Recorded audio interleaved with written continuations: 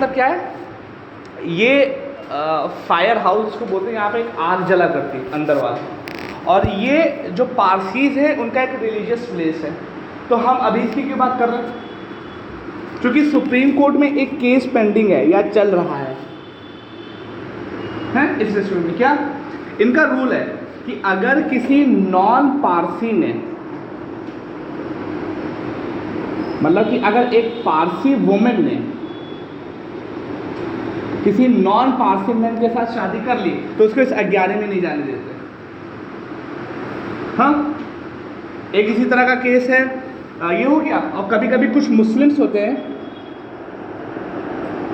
Muslims क्या करते हैं कि कुछ मुस्लिम्स वुमेन है उनका दरगाहों पर जाना कभी कभी कुछ जगहों पर बैन है। इसी तरीके से एक केस हुआ था सबरीमाला केस। सबरीमाला केस में क्या था कि एज 10 से लेके 50 के बीच में मेंस्ट्रुअल वाली जो एज होती है वाली औरतों को सबरीमाला मंदिर में जाना अलाउड नहीं था। इसी तरीके से एक केस और भी है, दाऊदी बोरा।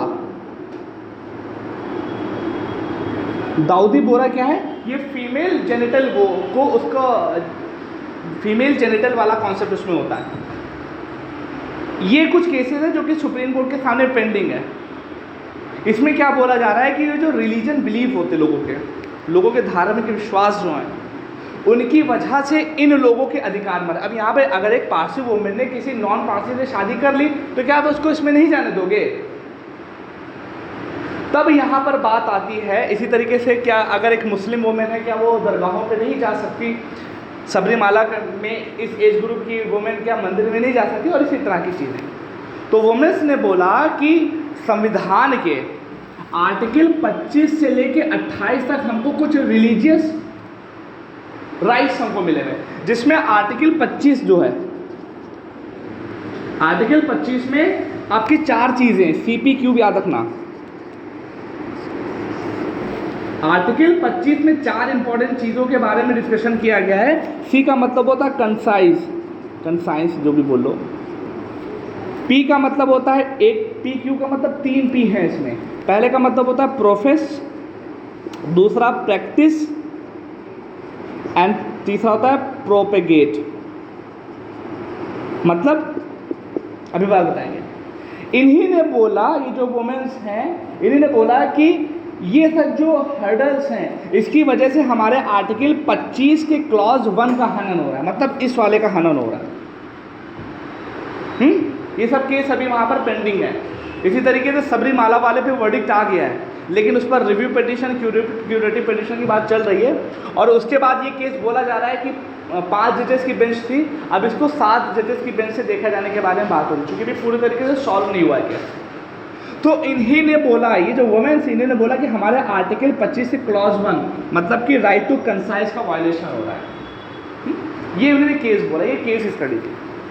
तो अब इस तरह की बहुत सारी चीज़ें चल रही हैं, और ये बहुत सारी चीज़ें राइट टू रिलीजियस फ्रीडम में आती हैं, जो कि 25 से लेकर 28 तक है। आपको आपके कॉन्स्टिट्यूशन ने रिलीजन के रिस्पेक्ट में कौन कौन से अधिकार दिए हैं, कौन कौन से अधिकार दिए हैं, ये सारी बातें आर्टिकल 25 से लेकर 28 के बीच में आती हैं। आज की पूरी क्लासेस में हम लोग कोशिश करेंगे 25, 26, 27 और 28 चारों आर्टिकल को बहुत अच्छे तरीके से कंप्लीट कर लें। ये एक केस स्टडी थी, स्टोरी टेलिंग थी, जिसके बारे में मुझे आपको बताना ज़रूरी है कि ये इंपॉर्टेंस चल रही है। जैसे अभी रिसेंटली एक केस हुआ है, आपको याद होगा हिजाब। हिजाब के रिस्पेक्ट में क्या हुआ कि वहाँ का जो स्कूल है, कर्नाटक का स्कूल है, उसने एक सर्कुलर जारी किया कि कोई भी जो ड्रेस कोड है उसको फॉलो करके सब आएंगे, कोई हिजाब नहीं पहनेगा। अब ये केस जो था वो कहाँ पहुँचा, वहाँ की हाई कोर्ट, और हाई कोर्ट के बाद सुप्रीम कोर्ट में जिसके लिए याचिका लगाई गई है। तो जो I think Madras high court, Karnataka high court, कौन से कर्नाटक, तो वहाँ पर ये केस गया और उसने क्या बोला, ये केस फाइल किया गया था अंडर आर्टिकल 25 से लेकर 28 के बीच में 25 के अंतर्गत। उसमें बोला गया कि ये जो हिजाब पहनना है, हिजाब जो पहनना है ये वुमेन्स की एसेंशियल प्रैक्टिस में से आता है। तो लेकिन सुप्रीम जो कोर्ट ने वहाँ पर जजमेंट दिया, कहने लगे कि कोई भी चीज़ एसेंशियल प्रैक्टिस होगी, अगर वो एसेंशियल प्रैक्टिस है तो वो एक रिचुअल है, और अगर रिचुअल है तब उसको आर्टिकल 25 के तहत आपको प्रोटेक्शन मिली हुई है। लेकिन ये जो हिजाब है ये इस्लाम की एक एसेंशियल प्रैक्टिस नहीं है, मतलब कि अगर ये नहीं होगा तो इस्लाम खतरे में नहीं आएगा। पूछा गया क्यों? कि आप बहुत सी वुमेन्स को देखो मुस्लिम में बिना हिजाब के चलती हैं। उन्हीं ने बोला कि ये जो हिजाब है ये एक इस्लाम धर्म की एक एसेंशियल प्रैक्टिस नहीं है। जब एसेंशियल प्रैक्टिस नहीं है तो ये एसेंशियल रिचुअल नहीं है, और एसेंशियल रिचुअल नहीं है इस वजह से हम आर्टिकल 25 के अंतर्गत इसको प्रोटेक्शन नहीं दे सकते। तो क्वेश्चन क्या आता है कि इतनी सारी जो केसेस स्टडीज हो रही हैं, इसमें what is ritual, what is doctrine, what is essential doctrine, what is religious denomination, ये बहुत सारे टर्म हैं जो इस पूरे आर्टिकल में आपको मिलेंगे। ये केस स्टडी है, जब आप ये सब चीज़ें जान जाओगे उसके बाद इन सब केस को बहुत अच्छे तरीके से आप समझ पाओगे। तो अब एक एक करके स्टार्ट करते हैं ताकि विदाउट डिले इसके ऊपर काम स्टार्ट किया जा सके। ठीक है, तो सबसे पहला जो आर्टिकल है आर्टिकल 25। आर्टिकल 25 कौन बताएगा? आर्टिकल 25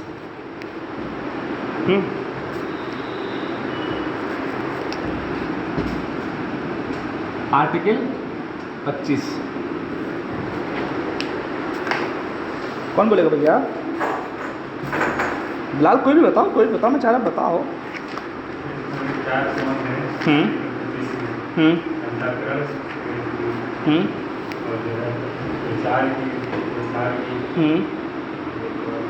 प्रोपेगेट आगे बढ़ाने की।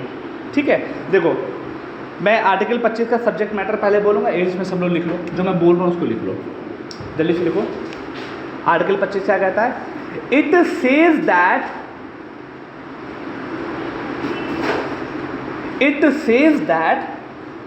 all person are equally, it says that all person are equally entitled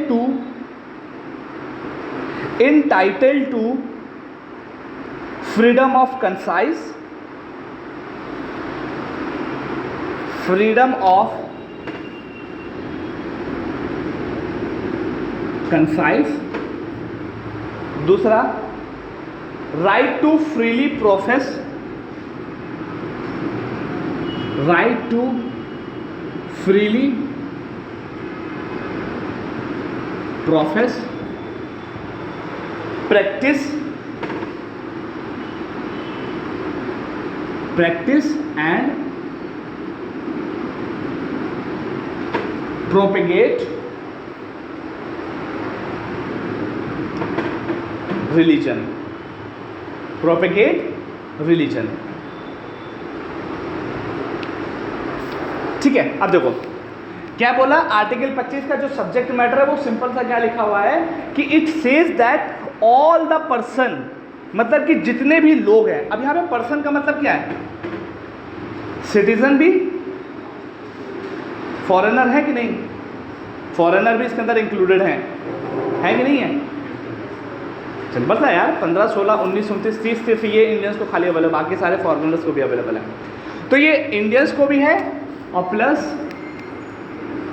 foreigner को भी है। पहली बात तो ये हो गई। दूसरी बात क्या है कि उसको राइट टू कंसाइज है। इसका मतलब क्या होता है? इन 4 वर्ड का मतलब समझ लो, बस सारी चीज़ें क्लियर हो जाएगी। कंसाइज का मतलब क्या होता है कि आपका अंदरूनी मन क्या करता, आप अपने अंदर से किसके प्रति भावना रखते। जैसे मीराबाई श्री कृष्ण जी को अपना क्या मानती थी? गॉड मानती थी, हस्बैंड मानती थी। कहते थे श्री कृष्ण जी हमारे हस्बैंड हैं, तो उनकी अंतःकरण की ये भावना थी। तो आपका कुछ भी मन करता, जैसे आपका मन है तो किसी धर्म को मानो, आपका मन नहीं है तो किसी धर्म को मत मानो। और अगर कोई दूसरा आपको फोर्स कर रहा है, जैसे मान लो कि कोई पर्सन आया दूसरे धर्म का और आपसे आगे कह रहा है अरे भैया तो हमारे धर्म को मानो और ये हमारे धर्म ये बातें हैं तो हमसे पैसे ले लो, ये सब ले लो, तो उसके फोर्स करने की वजह से जो आपके अंतःकरण की भावना है वो कहीं ना कहीं हर्ट हो रही है। अब ध्यान लगाओ, कनेक्ट करने की कोशिश करो। आप उसने फोर्स किया, उसने किसी तरह का रूल लेके आया, इसकी वजह से आपका मन क्या था कि आप सबरीमाला मंदिर में जाओ। कहाँ जाओ? सबरीमाला मंदिर में जाओ, लेकिन उसके फोर्स करने की वजह से आप वहाँ पर नहीं जा पा रहे। कौन सा हो रहा है? Right to concise. आपका मन है कि मैं मंदिर में जाऊं, लेकिन लॉ वहाँ का क्या कह रहा है कि आप मंदिर में नहीं जा सकते। तो आपके अंतःकरण की भावना सप्रेस हो रही है ना। इसी तरीके से आपका जिसका मन करे, अपने अंदर जिसकी भी श्रद्धा रखो, आपको पूरी आज़ादी। मैं मुस्लिम हूँ, जैसे मैं हमेशा बोलता हूँ कि मुझे श्री कृष्ण जी के प्रति बहुत भावना है। अगर मुझे कभी प्ले करने के लिए बोला जाएगा तो मैं हमेशा श्री कृष्ण जी का रोल करना चाहूँगा, ये मेरी अंतःकरण की भावना है। तो राइट टू कंसाइज क्या कहता है कि आपके अंदर से जो भी भावना आ रही हो, जिसके प्रति भी श्रद्धा आ रही हो, उसको आप अपना फेथ उसके लिए रख सकते हो। जैसे मैं मुस्लिम हूँ, लेकिन श्री कृष्ण के प्रति मेरी भावना आती है, ठीक है। तो ये राइट टू कंसाइज में आता है। और कोई दूसरा अगर सप्रेस करेगा कि तुम मेरी बातों को मानो, तुम इस रिलीजन को मानो, तो राइट टू कंसाइज का ही हनन होगा। इसी वजह से मैंने 25(1) लिखा हुआ था, ठीक। मेरी मानना है कि मैं इस श्री कृष्ण जी को मानता हूँ। अब अगर मैं मानता हूँ और मैं फ्रीली आके सबसे बोल भी दूँ कि ऐसा है कि मेरा जो अभी धर्म है, अब मैं सब खत्म करके मैं इस पर्टिकुलर धर्म को मानने जा रहा हूँ। जैसे बहुत से लोग होते हैं धर्मांतरण करते हैं, जैसे सपोज है कोई मुस्लिम है, वो हिंदू में कन्वर्ट हो गया, तो उसको इस चीज़ की आज़ादी है कि वो किसी भी धर्म को कन्वर्ट हो सकता है, किसी भी धर्म को खुल के अपने बारे में बता सकता है कि मैं इस धर्म के प्रति भावना रखता था, इस वजह से मैं इस धर्म में जा रहा हूँ। ये उसको प्रोफेस करने का, मतलब अपनी चीज़ को जाहिर करने का अधिकार है। अब अगर कोई पर्सन जिसके अंदर से कोई भावना हो, उसका अधिकार उसके पास है। किसी भी धर्म को मानता हो, उसके बारे में पूरे सामने सबके सामने बता देना कि मैं इस धर्म को मान रहा हूँ, इसकी भी आज़ादी है। अब किसी धर्म का वो हो गया तो उसको उसके सारी प्रैक्टिसेस करने का भी अधिकार है। अब जैसे मान लो मुस्लिम, कोई मुस्लिम है, तो मुस्लिम में कौन कौन सी प्रैक्टिस? नमाज़ पढ़ना होता है, रोज़ा रखना होता है, हज करना होता है। तो कोई भी पर्सन उसको रोक नहीं सकता कि तुम हज ना करो, तुम नमाज ना पढ़ो, तुम रोज़ा ना रखो। और ये फ्रीडम हमको कहाँ मिली है? राइट टू प्रैक्टिस में। इसी तरीके से अब हम हैं किसी धर्म को मानते हैं, अंदर से हमने जाहिर भी कर दिया हम इस धर्म को मानते हैं, उसके बाद हम उसकी प्रैक्टिस भी करते हैं। हमें लगता है कि हमारे धर्म की भावनाएं जो हैं वो बहुत अच्छी हैं, समाज में वो बहुत अच्छा चीज़ों को फैला सकती हैं, तो हम अपने धर्म को प्रोपिगेट भी कर सकते हैं। क्या कर सकते हैं? उसको प्रोपिगेट भी कर सकते हैं, लोगों को बता सकते हैं, उसको बढ़ा सकते हैं। अब जैसे सब करते हैं, जैसे जमात जाती है मुस्लिम्स में, मुस्लिम जो सुन्नी कल्ट है उसमें जमात जाती है, तो वो क्या करते हैं? रिलीजियस बातों को बताते हैं। इसी तरीके से बहुत बड़े बड़े इवेंट होते हैं जहाँ पर रिलीजन बातों को बताया जाता है। आपको आज़ादी है कि आप जाकर उन सब बातों को बताओ, प्रोपेगेट करो अपने धर्म को। मजलिसें होती हैं, इसी तरीके से कई मिलन होते हैं, कई रिलीजियस इंस्टीट्यूशन होते हैं, वहाँ पर बताया जाता है। इट मीन्स कि आपको अंदर से जिसको मन कर रहा है उसको मानो, ये आता है राइट टू फ्री कंसाइज में। उसके बाद आप किसी भी धर्म को मानते हो, एकदम सबके सामने बोल सकते हो कि मैं इस पर्टिकुलर धर्म को मानता हूँ और इस वजह से मानता हूँ, ये भी आपको आज़ादी है। आप जिस धर्म को आप मान रहे हो उसको आराम से प्रैक्टिस करो। हिंदू हो, हिंदू धर्म को प्रैक्टिस करो, ज्यूज़ हो, ज्यूज़ धर्म को प्रैक्टिस करो, मुस्लिम हो, मुस्लिम धर्म को प्रैक्टिस करो। सारी एक्टिविटी वहाँ की करो। और साथ ही साथ आप चाहते हो कि आप अपने धर्म की बातों को आगे बढ़ाओ, प्रोपिगेट करो, तो वो भी आप कर सकते हो। कोई आपके ऊपर रोका नहीं गया। बस ये था आपका आर्टिकल 25, लेकिन ये था आपको जो आपको अधिकार दिए गए। अब इसके बाद खेल स्टार्ट होता है स्टेट का, कि क्या ये राइट पूरा एब्सोल्यूट है, मतलब इस पर किसी तरह की रोक नहीं है। अब जैसे आप लोगों को याद होगा कि जब वो हुआ था, कोरोना आया था, फर्स्ट लहर जब आई थी, तो सबसे पहले वो जो गाना गाती थी, सोने सोने सोने लब्बा नेहा कक्कड़ थी, कनिका कपूर, सोने सोने सोने लब्बा, वो आई थी सोने सोने लेके, कोरोना लेके चली गई बेचारी हैं, तो उनको पकड़ लिया गया। उसके बाद एक केस उनका बड़ा वायलेंट हुआ था, और उसके बाद जो सबसे ज़्यादा केस वायलेंट हुआ था जमातियों का, आप लोगों को याद होगा। तो ये बोला गया, और उनका अधिकार क्या है कि प्रोपेगेट करें, वो अपना प्रोपेगेट कर रहे थे, लेकिन लगा कि इसकी वजह से समाज में कुछ दिक्कत आ सकती है, हेल्थ इश्यूज आ सकते हैं, तो सरकार ने क्या किया कि उनकी ऊपर रिस्ट्रिक्शन लगाई। तो अब क्वेश्चन आता है कि ये राइट जो है ये एब्सोल्यूट नहीं है। जब सरकार को लगेगा तो कुछ ग्राउंड हैं जिसके आधार पर आपके ऊपर रिस्ट्रिक्शन लगाई जा सकती है। तो वो ग्राउंड कौन कौन से हैं? 3 मेनली ग्राउंड होते हैं, पब्लिक ऑर्डर, हेल्थ और मोरालिटी। ठीक, ये 3 चीजें कि पब्लिक ऑर्डर मेंटेन रहना चाहिए, लेकिन अगर आपकी इस एक्टिविटी की वजह से पब्लिक ऑर्डर में कुछ दिक्कत आई तो आपकी इन सब चीज़ों को रिस्ट्रिक्ट कर दिया जाएगा। आपकी इन सब एक्टिविटी की वजह से कुछ हेल्थ पे असर पड़ा तो इसको हम लोग रिस्ट्रिक्ट कर सकते हैं, और आपकी इस एक्टिविटी की वजह से मोरालिटी हनन हो रहा है तो कहीं ना कहीं हम उसको रिस्ट्रिक्ट कर सकते हैं। अब जैसे अभी मैंने बताया दाऊदी बोरा में जो फीमेल जेनिटर वाला प्रोसेस है, उसमें क्या है भाई, आपको लग रहा है ये सब अनअवेयरनेस की वजह से कि वुमेन्स के साथ जो उनके पर्सनल पार्ट होते हैं उसको भी आप खुद तो उससे मोरालिटी पे असर पड़ रहा है, समाज में एक अलग गलत मैसेज पड़ा तो उसको रोका गया है सब चीज़ों से। तो इन 3 ऑर्डर पर आपके इन सब अधिकारों को रोका जा सकता है, ये मेन चीज़ है।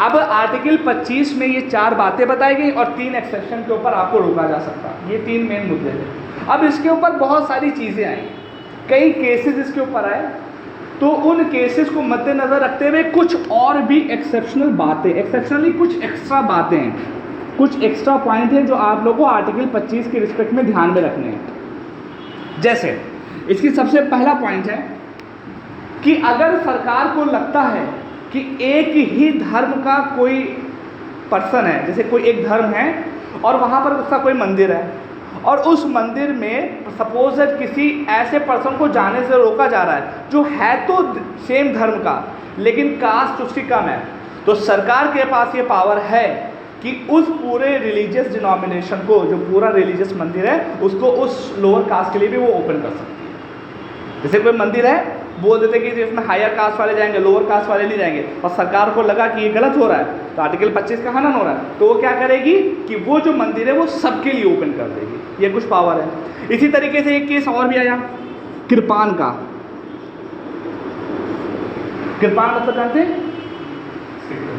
सिख लोग होते हैं, वो 5 चीज़ें अपने पास रखते हैं, उसमें से एक चीज़ क्या है? कृपान। कृपान का मतलब क्या था? 1 एज्ड जो तलवार होती है, छोटी सी होती है जिसमें एक तरफ धार हो, चक्कू जिसको बोलते हैं, वो उनके पास रखने का अधिकार है। तो लोगों ने कहा कि ऐसा है कि अगर वो चक्कू अपने पास रखेंगे तो हो सकता है पब्लिक ऑर्डर खराब हो जाए, चक्कू लेके तुम चल रहे हो साथ में। तो लेकिन जब सुप्रीम कोर्ट में केस गया तो सुप्रीम कोर्ट ने कहा नहीं, ये जो है कृपान रखना ये उनकी मेन रिलीजियस प्रैक्टिस है, अगर ये नहीं रखेंगे तो इनका धर्म कहीं ना कहीं दिक्कत में आ सकता है। इस वजह से कृपान को रखना सुप्रीम कोर्ट ने अलाउ कर दिया कि सिख लोग जो हैं वो अपने साथ कृपान रखेंगे। और इसके बाद एक प्रैक्टिस और बताएगी कि कुछ धर्म हैं जो हिंदू की ही कैटेगरी में आते हैं, उनको रिलीजियसली हिंदू बोला जाता है, जैसे जैन,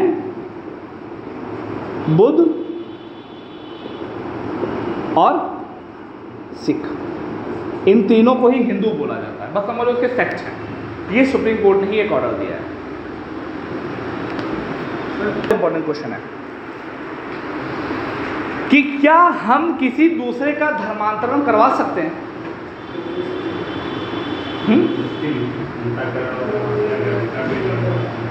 हाँ, जबरदस्ती नहीं, आप अच्छी बात, पैसा देके करवा सकते हो अगर उसके आर्टिकल 25(1) का हनन हो रहा होगा तब आप नहीं करवा सकते, लेकिन अगर वो श्रद्धा से अपनाया है तो आप उसको करवा सकते हो। अगर धर्मांतरण किसी का हो रहा है, या जैसे सपोज मैं किसी पर्टिकुलर धर्म का हूँ, मैं किसी धर्म के दूसरे पर्सन से मिलता हूँ, संदीप से मैं मिला, मैंने संदीप से कहा भैया ऐसा ऐसा है तो मेरी बात को, और संदीप मेरी बात से मान गया, तो मैंने जो उनका धर्मांतरण करवाया वो किस में आएगा?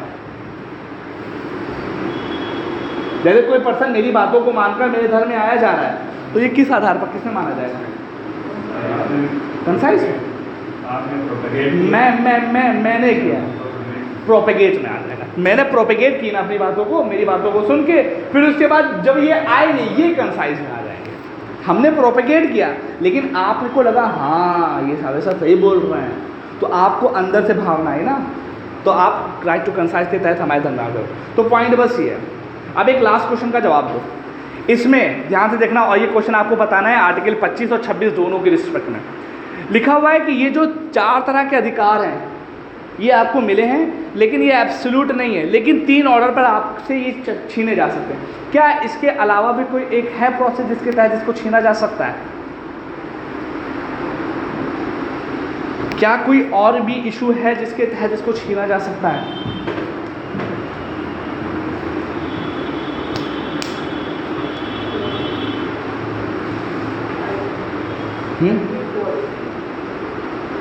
बुक अभी जाना घर पे और बुक पढ़ना एक बार। हाँ, फिलहाल उसके बारे में आर्टिकल 26 में भी इसी को छुड़वाएंगे भी।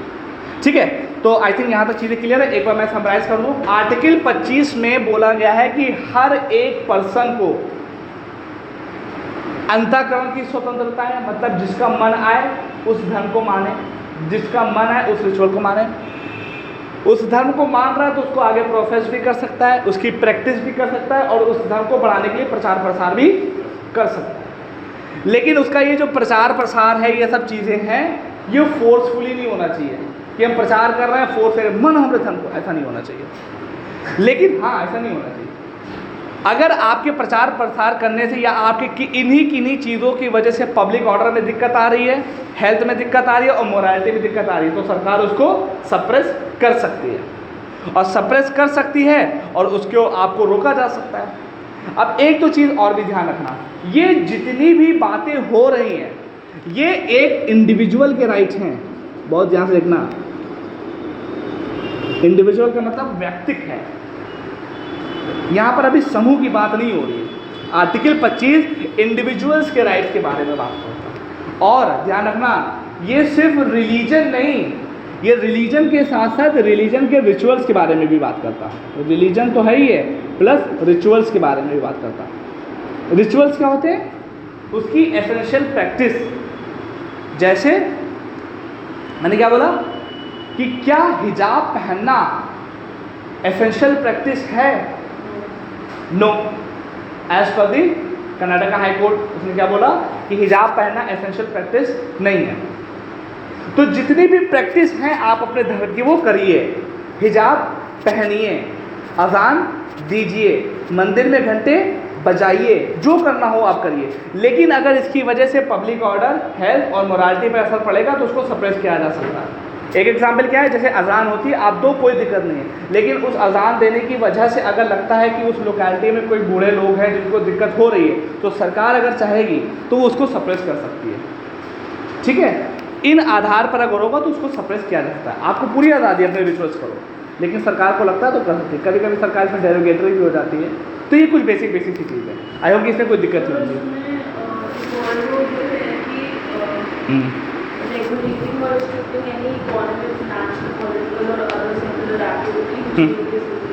देखो, अब देखो, इसको पढ़ने की कोशिश करो। इसमें क्या लिखा हुआ है कि however these right are subject to public order, morality, health and so on. Further the state is permitted to regulate और रिस्ट्रिक्ट। इट मीन्स कि सपोज दैट आपका कोई रिलीजन है और उसकी कोई ऐसी प्रैक्टिस है जिसमें थोड़ा सा इकोनॉमिक पॉइंट ऑफ व्यू हो रहा या पॉलिटिकल पॉइंट ऑफ व्यू हो रहा है, जैसे आप धर्म की राजनीति जिसको बोलते हैं, अगर ये लग रहा है सरकार को कि एक पर्टिकुलर रिलीजियस ग्रुप है जो धर्म की राजनीति करके वोट घसीटना चाहता है, धर्म के आधार पर करना चाहता है, तो सरकार उसको भी रिस्ट्रिक्ट या रेगुलेट कर सकती है। और ये एंड रेगुलेट कर सकती है, रिस्ट्रिक्ट भी कर सकती है। रेगुलेट का मतलब क्या है कि भैया क्या कर रहे हो, धर्म की राजनीति कर रहे हो, तो ये इसके मेन क्लॉज हैं। ठीक है, जल्दी से कौन रिवाइज करेगा? नहीं, देखो, इसका मतलब कि धर्म का गलत मिसयूज, धर्म का गलत मिसयूज, जैसे धर्म के नाम पर आप किसी से पैसे की उगाही करो गलत वे में, ये चीज़ हो गई। और इसी तरीके से जैसे धर्म का यूज़ करके आप वोटिंग अपनी, जैसे बहुत से लोग होते हैं, बहुत सारी रिलीजियस पार्टियां हैं जो धर्म के आधार पर वोट पाती हैं, इवन बीजेपी भी कहीं ना कहीं पाती है। अब असदुद्दीन वैसी है, वो मुस्लिम के ऊपर पाते हैं, तो ये एक गलत प्रैक्टिस है। सरकार चाहे तो इसको रेगुलेट कर सकती है, लेकिन सरकार जब चाहे तब तो करे। हाँ, 625 की तरह 626 की सार्वजनिक व्यवस्था, हाँ, नैतिकता एवं स्वास्थ्य संबंधी अधिकार देता है, हाँ, लेकिन मूल अधिकारों से संबंधित अन्य प्रावधान। भाई यही तो मैं चाह रहा हूँ बोल रहा हूँ। चौथा जो मैं ग्राउंड बोल रहा हूँ वो यही है। 25 वाला भी पढ़ो, 25 पढ़ो और 26 में दोनों पढ़ो। आर्टिकल 25 में तो पढ़ो, एक में है और एक में नहीं है। देखो, यद्यपि अधिकार सार्वजनिक व्यवस्थाओं नैतिकता स्वास्थ्य एवं मूल अधिकारों से संबंधित अन्य प्रावधानों के अनुसार राज्य को इस बात की अनुमति देता है कि धार्मिक आचरण से संबंधित किसी आर्थिक गतिविधि नहीं, फिर से पढ़ो इसको। देखो मैं पढ़ रहा हूँ, सुनो। आर्टिकल 25 में पढ़ रहा हूँ, सुनना कि from above it is clear that article 25 covers, नहीं नीचे सामने दो, however these rights are subject to public order, morality, health and other provision relating to fundamental rights. नहीं पढ़ा? दिख रहा है क्या लिखा हुआ है कि other provisions relating to fundamental rights. Article sir वही ना, ये जो मतलब सबरीमाला का केस था, इसमें मतलब इसमें जब ये केस वर्डिक्ट आया था तो 25 तो हमारा हनन हो रहा है, और 25 से पहले भी एक इक्वालिटी और जो बस समझ गए, आप समझ गए बच्चे। तुम देखो, ये देखो पढ़ा सुन रहे, अब मैं बता रहा हूँ तो आप लोग देख रहे हो बहुत। ये मैं चाहता हूँ कि इसी वजह से थोड़ा लाइन बैलेंस थोड़ा ठहर के पढ़ो। इसमें क्या लिखा हुआ है कि पब्लिक ऑर्डर, हेल्थ और मोरालिटी, इस पर तो है ही है, लेकिन चौथी और वो सारी चीज़ें जो फंडामेंटल राइट में एक्सेप्शन दी जाती हैं। अब यहाँ पे 3 चीज़ें एक्सेप्शन दी गई हैं, और फंडामेंटल राइट में कौन कौन सी चीज़ें एक्सेप्शन दी गई हैं इसके अलावा? बहुत सारी, जैसे इक्वालिटी है, समानता है, डिस्क्रिमिनेशन नहीं है। उन आधार पर भी अगर सरकार को लगेगा कि आपकी ये रिलीजन वाले दिक्कत कर रहे हैं तो हम उसको भी वर्डिक्ट कर सकते हैं, उसके आधार पर भी किया जा सकता है। फंडामेंटल राइट के आधार पर 25 में, हाँ 26 वाले में इसको नहीं किया जा रहा। इसमें यही बोला है कि 14 is greater than 25। बस अब ये लाइन सच बता रहा हूँ पूरी, मैंने सोचा कि ये कहीं मुझे मिल जाए। इवन डीडी बसु में भी इसका एक्सप्लेनेशन नहीं है, और आप लोगों ने भी पढ़ के निकाल दिया, और आपको पता है क्वेश्चन इसी पे बनेंगे। ऐसे नहीं होगा ना, पढ़ना है एक एक लाइन ध्यान रखिए, एक छोटी सी लाइन है बीच में। और ये तो छोड़ो, हमने यूट्यूब पे भी देखा तो कोई नहीं बात कर रहा है, वो कह खुद ही कभी कभी जब समझ ना पाओ, जैसे एक आदमी है वो कुरान शरीफ पढ़ते थे तो जब उनको लगा कि कुछ टफ वर्ड आ रहा, जैसे पढ़े अल्हम्दुलिल्लाह रब्बिल आलमीन जब टफ आ गया तो छोड़ गए वो इस पॉइंट कर। Is that clear? Is that clear? चौथा पॉइंट क्या है? अब ये इसके समझने के लिए जब हम लोग करंट अफेयर में केसेस पढ़ेंगे तब इसमें और मजा आएगी, इस बात को ध्यान में रखना। और आर्टिकल 26 में ये नहीं है, अभी बात करेंगे आगे। There is no fundamental right, इसमें जो एब्सोल्यूट वाले दिए हैं वो 3 ही वाले हैं। आगे बढ़े, आर्टिकल 26। थक गई श्रेया क्या? थको नहीं। आर्टिकल 26 जल्दी से देखो, अभी रिवाइज करेंगे 25-26 साथ में पूरा। आर्टिकल 26 क्या कहता है? देखो देखो आर्टिकल 26 पर इतना सा ध्यान रखो। अभी क्या हो रहा था, आर्टिकल 25 में इंडिविजुअल्स के राइट के बारे में बात हो रही है। अब क्या हुआ, ग्रुप ऑफ लोगों के बारे में जो किसी एक पर्टिकुलर सेक्ट को मानते हो, उसको क्या बोलते हैं? Religious denomination. अब देखो ध्यान से, freedom to manage, freedom to manage religious affair. ध्यान से देखना, अभी जो आर्टिकल 25 था उसमें व्यक्तिगत अधिकारों के बारे में बात की गई है। अभी क्या हुआ, हम एक व्यक्ति से निकलकर एक ग्रुप ऑफ पीपल बन गए।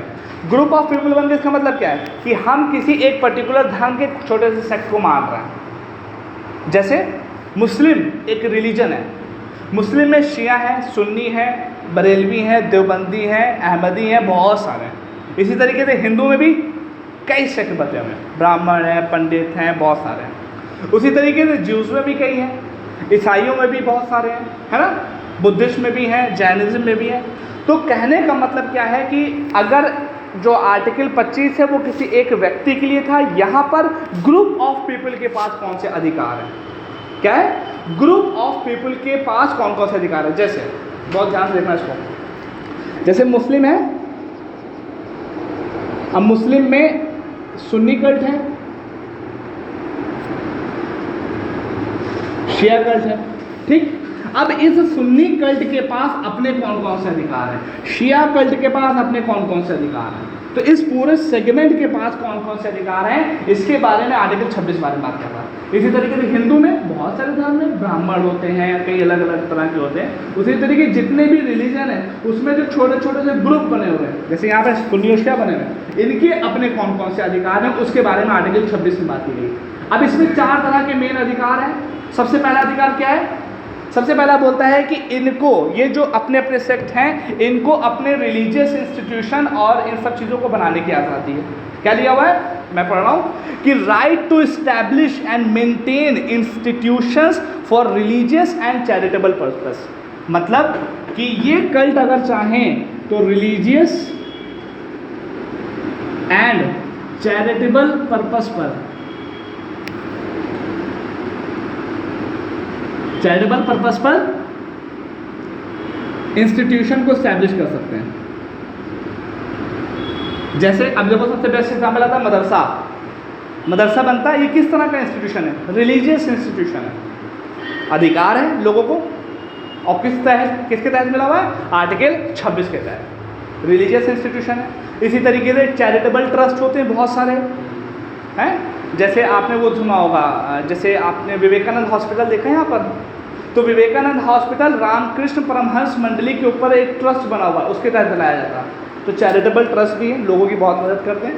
तो आप अगर किसी एक पर्टिकुलर कल्ट से बिलोंग करते हो तो आप अपनी रिलीजियस इंस्टीट्यूशन या चैरिटी करने के लिए कोई भी इंस्टीट्यूशन खोल सकते हो। ये आर्टिकल 26 के तहत आपको अधिकार है, पहली बात। दूसरा पॉइंट क्या है कि right to manage its own affairs in matter of religion. मतलब कि ये जो अपने, अब आपने नाम सुना होगा शिया वक्फ बोर्ड, सुन्नी वक्फ बोर्ड। अब शिया वक्फ बोर्ड क्या कहता है कि जो शिया हैं उनका रोज़ा खोलने की टाइम इस समय है, सहरी की टाइमिंग इस तरह है, उनकी जो बाकी जो रिलीजियस प्रैक्टिस है उनकी इस तरीके से। सुन्नी वक्फ बोर्ड क्या कहता है कि इसके इस तरीके से रूल है, रोज़ा खोलने का टाइम ये है, सहरी करने का टाइम ये है, और भी बाकी चीज़ों की टाइमिंग ये चीज़ है। तो रिलीजियस जो प्रोसेस है सुन्नी के लिए सुन्नी वक्फ बोर्ड कर रहा, शिया के लिए शिया वक्फ बोर्ड कर रहा। तो क्या है कि रिलीजियस अफेयर्स को मेंटेन करने की जिम्मेदारी किसकी है? ये भी अधिकार हमें दिया हुआ है कि अगर आप पर्टिकुलर किसी सेक्ट से बिलोंग करते हो, जैसे यहाँ पर मान लो सुन्नी हो, तो आप सुन्नी हो तो सुन्नी के लिए एक इंस्टीट्यूशन भी खोल सकते हो, जैसे मदरसे खुलते हैं। उसी तरीके से आप अपने सुन्नी रिलीजन के बारे में इंटरनल मैटर को कैसे रिलीजियस मैटर सॉल्व करेंगे, ये भी आप अपने ही तरीके से करो। और इन चीज़ों को करने के लिए वक्फ बोर्ड का कॉन्सेप्ट है, जैसे आपने देखा ही होगा। बाकी और भी धर्म के हैं, अलग अलग तरीके से वो सब चीज़ें इसके बाद मैनेज कर सकते हो। तो ये आर्टिकल 26 के अंतर्गत ही आपको अधिकार दिया गया। बात समझ में आ रही है बिलाल?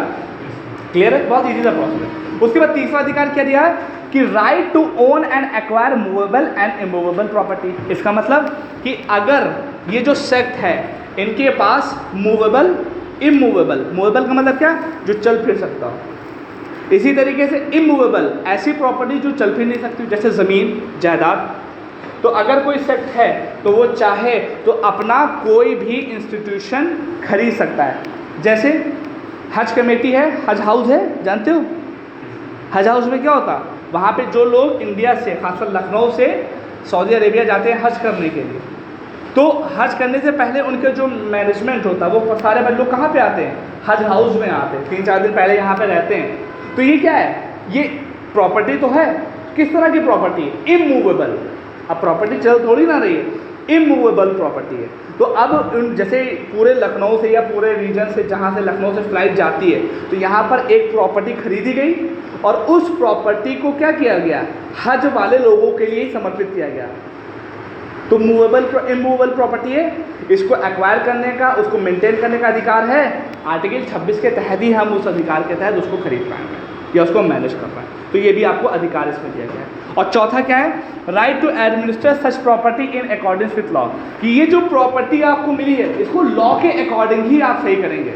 ऐसा नहीं है कि अपनी मनमार्जी करें, जो लॉ के अकॉर्डिंग चीज़ हैं उसके अकॉर्डिंग ही आप मेंटेन करोगे। ऐसा नहीं कि वहाँ पर अपनी आप मनमानी चलाओ। चारों पॉइंट जल्दी से श्रेया। मतलब हमें ना एस्टैब्लिश और मेंटेन करने की राइट है अपनी इंस्टीट्यूशन, रिलीजियस इंस्टीट्यूशन को, यहाँ पे रिलीजन वर्ड ज़रूर यूज़ करना, और मैनेज कर सकते हैं अपना ओन अफेयर्स मैनेज करना। हाँ हाँ, ठीक है ठीक है ठीक है, वेरी गुड। और to own and acquire movable and movable property, जिसमें आपको बताया कि जैसे प्रॉपर्टी उन्हें acquire करनी है, अगर वैसे, और to administer such property accordingly। हाँ ठीक है। देखो अच्छा एक चीज़ बताओ, इमूवेबल प्रॉपर्टी तो हो गई, मूवेबल प्रॉपर्टी में क्या आएगा? जो चल रही हो, हैं? बस वगैरह का प्रोसेस। इसी तरीके से आपने देखा होगा, जैसे मैं पर्टिकुलर जिस सेक्स से बिलोंग कर रहा हूँ, तो जैसे किसी का इंतकाल हो गया, किसी की डेथ हो गई, तो डेथ में फ्यूनरल जो जाती है, तो कभी कभी क्या होता है, जैसे यहाँ पर कई कब्रिस्तान है ना, ग्रेवयार्ड्स हैं यहाँ पर, तो कब्रिस्तान को इंग्लिश में ग्रेवयार्ड बोला जाता है। तो वहाँ पर डेड बॉडी को ले जाने के लिए एक वैन आती है। तो वैन क्या है, वो उस पर्टिकुलर उस धर्म के लिए रखी गई है कि ये जो धर्म वाले हैं, इस पर्टिकुलर धर्म है, जब कोई डेथ हो जाएगी तो ये वैन आएगी, उस डेड बॉडी को लेके जाएगी और वहाँ पर उसको करवा देगी सबने। तो ये किस तरह की वैन है? रिलीजियस वैन है। और ये किस तरह की प्रॉपर्टी है? मूवेबल प्रॉपर्टी है। आर्टिकल 26 के तहत उसको अधिकार मिला हुआ है। बात समझ में आ रही है? तो आर्टिकल 26 क्या कहता है, ध्यान रखना, आर्टिकल 26 ग्रुप ऑफ पीपल या सेक्ट को, किसी एक रिलीजन के सेक्ट को, ग्रुप ऑफ पीपल को अधिकार देता है कि वो अपने कोई भी रिलीजन हो उसके लिए रिलीजियस इंस्टीट्यूशन को खोल सकता है, पहला अधिकार है, या चैरिटेबल ट्रस्ट को भी खोल सकता है। जैसे इसका यूज़ करते हुए मदरसे खुलते हैं और धर्मशालाएं, बहुत सारी चीज़ें, मतलब और भी चीज़ें खुलती हैं। दूसरी चीज़ कि यही जो सेक्ट है इसको अपने रिलीजियस अफेयर को मेंटेन करने का अधिकार है कि हम किस समय रोज़ा खोलेंगे, किस समय रोज़ा नहीं खोलेंगे, किस समय वाद पढ़ा जाएगा, किस समय नहीं पढ़ा जाएगा। अगर हिंदू का सेक्ट है तो वो भी कर सकता है। इसी तरीके तीसरा क्या है कि उसको मूवेबल इमूवेबल प्रॉपर्टी रखने का भी अपने पास अधिकार है। और चौथा क्या है कि ये जो अधिकार हैं, जो मूवेबल इमूवेबल प्रॉपर्टी है, उसका जो मैनेजमेंट होगा वो लॉ के अकॉर्डिंग हो, ऐसा ना हो कि अपनी आप मनमानी करो। ये 4 तरह के अधिकार उनको दिए गए हैं। अब इन अधिकारों को दिए गए हैं, अब ध्यान से रखना कि ये अधिकार अगेन एब्सोल्यूट नहीं है। अगर इन सब चीज़ों की वजह से 3 चीज़ें, वही जो पहले पढ़ी गई थी कि अगर पब्लिक ऑर्डर, दूसरा क्या था, और मोरालिटी, इसके ऊपर असर पड़ता है तो सरकार इसको ज़रूर ब-ज़रूर रोक सकती है। अदर प्रोविज़न क्या है, देखो अब देखो लाइन आगे पढ़ो, क्या लिखा हुआ है, मैं पढ़ रहा हूँ, ठीक है। अभी प्रोविज़न और भी बताऊंगा। देखो लिखा हुआ है कि article 26 are also subject to public order, morality and health, but not subject to other provision relating to fundamental right. यही है जो पढ़ना है। सावधानी हटी दुर्घटना घट जाएगी। खाली क्या लिखा हुआ, नो, और वहाँ पे क्या लिखा हुआ, यस। इतना स्पेशल नहीं देखा आप लोगों ने। तो वहाँ पर अगर और भी फंडामेंटल राइट आएंगे, दूसरे फंडामेंटल राइट का हनन हो रहा होगा इन 3 के अलावा। आर्टिकल 25 में क्या है, पब्लिक ऑर्डर होगा तो 25 को रोका जा सकता है, हेल्थ पे ऑर्डर आएगा तो रोका जा सकता है, मोरालिटी पे ऑर्डर आएगा तो रोका जा सकता है। इन 3 पर तो रोका जा सकता है। क्या इनके अलावा कोई चौथे पे रोका जा सकता है? हाँ, 25 की बात कर रहा हूँ मैं, मुँह मत हिलाओ। 25 में रोका जा सकता है। किसके ऊपर रोका जा सकता है? दूसरे जो फंडामेंटल राइट है, जैसे राइट टू इक्वालिटी आर्टिकल 14 है। अगर आर्टिकल 14 और आर्टिकल 25 में बात आ जाए तो 14 को महत्ता दी जाएगी, लेकिन 26 और 14 आ जाए तो 26 को ही महत्ता दी जाएगी। बस ये ध्यान रखना, बाकी सब चीज़ें एकदम सेम है। अब एक चीज़ इसमें बहुत अच्छी चीज़ बोली गई थी कि ये जितने अधिकार हैं, ये जितने भी अधिकार दिए गए हैं, ये एक particular sect, person of group को दिए गए हैं। क्या ये अधिकार किसी रिलीजियस डिनोमिनेशन को मिले हैं या नहीं? मतलब कि ये तो जिसको मैंने ग्रुप बोल रहा हूँ उसका एक अपना पर्टिकुलर नाम है। जो ये मैं ग्रुप बोल रहा हूँ, ये सुनिए, ये है रिलीजियस डिनोमिनेशन, इनका अपना नाम है। तो हम क्या कह सकते हैं कि सुन्नी एक रिलीजियस डिनोमिनेशन है, किसका? मुस्लिम्स का। शिया एक रिलीजियस डिनोमिनेशन है, किसका? मुस्लिम्स का, है ना। ब्राह्मण एक रिलीजियस डिनोमिनेशन है, किसका? हिंदूज का। उसी तरीके से रामकृष्ण मठ रिलीजियस डिनोमिनेशन है, किसका? हिंदूज का। उसी तरीके से 1-2 और भी दिए हुए, है ना। आनंद मार्ग रिलीजियस डिनोमिनेशन है, हिंदू का। लेकिन और विंडो सोसाइटी जो कि पौडुचेरी में है, वो एक रिलीजियस डिनोमिनेशन नहीं है। तो अब रामकृष्ण मठ जो है वो एक रिलीजियस डिनोमिनेशन है, आनंद मार्ग एक रिलीजियस डिनोमिनेशन है हिंदू का, मतलब कि हिंदुओं में कुछ एक पर्टिकुलर ग्रुप हैं जो परमहंस जो मठ है उसके फॉलोअर उसकी चीज़ों को मान रहे हैं। जैसे सुन्नी एक कल्ट है, ब्राह्मण एक कल्ट है, पंडित एक कल्ट है, उसी तरीके से जो परमहंस मठ वाला जो कल्ट है वो रिलीजियस डिनोमिनेशन है, उसको ये सारे अधिकार मिलते हैं। लेकिन अरविंदो सोसाइटी को ये अधिकार नहीं मिले। तो उसने भी कहा कि भैया हम भी तो हिंदू ही के हैं, हम भी तो यही सब चीज़ें कर रहे हैं जो परमहंस मठ वाले कर रहे हैं। तो सुप्रीम कोर्ट ने फिर यहाँ पर अपनी वर्डिक्ट दी, कहा कि एक पर्टिकुलर ग्रुप ऑफ पीपल जो किसी रिलीजन में है उसको रिलीजियस डिनोमिनेशन बोला जाएगा या नहीं बोला जाएगा, उसके ऊपर कुछ क्राइटेरिया है। क्या क्राइटेरिया है? सुप्रीम कोर्ट ने वो क्राइटेरिया दिया। पहला क्राइटेरिया उन्होंने ये दिया कि कोई भी कल्ट या कोई भी ग्रुप ऑफ पीपल को रिलीजियस डिनोमिनेशन तब बोला जाएगा जब वो 3 कंडीशन को फॉलो करे। नंबर 1 कि it should be a collection of individual who have a system of belief, मतलब कि कुछ लोगों का एक ग्रुप होना चाहिए। मतलब चुटकी काट ली, हाँ लगाया तो वहाँ से काट लो। देखो सुनो फिर से, परमहंस मठ है वो रिलीजियस डिनोमिनेशन है, इट मीन्स उसको ये सारे अधिकार प्राप्त हैं। तो अरविंदो सोसाइटी ने भी कहा कि भैया हम भी तो एक तरीके के रिलीजियस डिनोमिनेशन हैं, हमको भी ये अधिकार होने चाहिए। उनको लेकिन ये तरीके के अधिकार नहीं दिए गए। तो बड़ा कन्फ्यूजन हुआ कि किस चीज़ को हम लोग रिलीजियस डिनोमिनेशन बोलेंगे, किस चीज़ को नहीं बोलेंगे। तो सुप्रीम कोर्ट ने इसके ऊपर अपनी वर्डिक्ट दी और कहा कि एक पर्टिकुलर ग्रुप उसको हम लोग रिलीजियस डिनोमिनेशन बोलेंगे अगर वो 3 चीज़ों को फॉलो करता हो। पहली चीज़ उसमें से क्या है कि it should be a collection of individuals who have a system of beliefs doctrine which they regard as conducive to their spiritual wellbeing. It means कि यहाँ पर कुछ लोगों का एक ग्रुप होना चाहिए जो कि किसी रिलीजियस बिलीफ को मानते हों, और उस रिलीजियस बिलीफ को मानते तो हो ही हो, लेकिन उस रिलीजियस बिलीफ की वजह से उन धर्म के लोगों की महत्ता रहती हो, मतलब वो धर्म एग्जिस्ट करता हो। जैसे अब मान लो कि कोई एक पर्टिकुलर ग्रुप आए, सपोज है मुसलमानों में एक पर्टिकुलर ग्रुप आए और कहे कि हम मुस्लिम हैं और हम अपना एक ग्रुप बना रहे हैं, कुछ इंडिविजुअल हो गए और कहने लगे कि जो हिजाब है, क्या हिजाब है ये हमारा बेसिक बिलीव है और हमारा सिर्फ एक ही बिलीव है। मुसलमान तो हम हैं लेकिन हमारा एक बिलीव है कि हिजाब हमारा मेन डॉक्ट्रिन या मेन बिलीव है।